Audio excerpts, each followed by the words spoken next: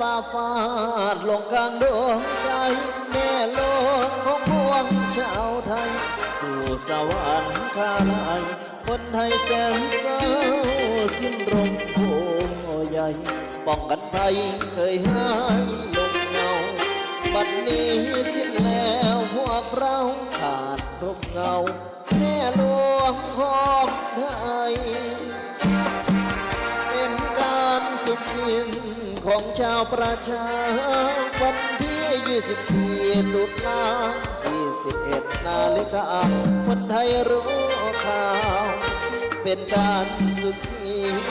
ความยิ่งใหญ่ของของไทยเราประสบนิกรนั่งเศร้า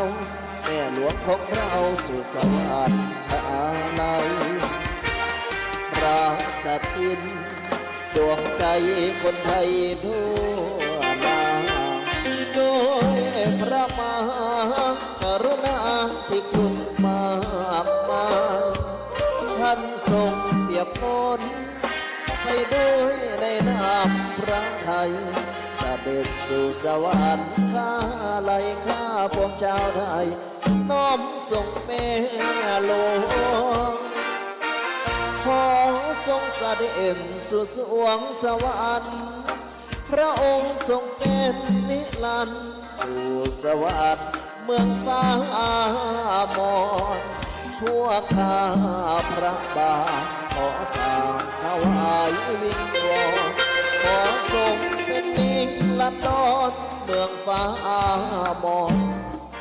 สู่สวรรค์อะไร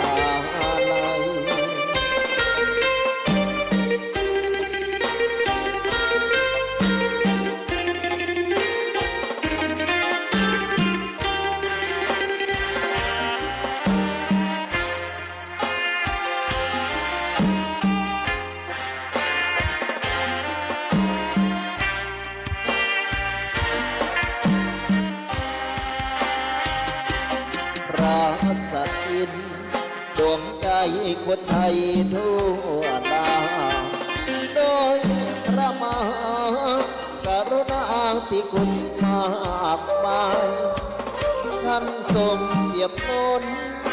ไปด้วยในนามพระไทยเสด็จสู่สวรรค์ข้าไล่ข้าพวกชาวไทยน้อมส่งแม่หลวงขอทรงเสด็จสู่สวงสวรรค์พระองค์ทรงเป็นนิรันดร์สู่สวรรค์เมืองฟ้ามน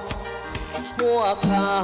พระบาทขอข้าถวายวิงวอนขอทรงเป็นนิรันดรเมืองฟ้ามนสู่สวรรค์ข้า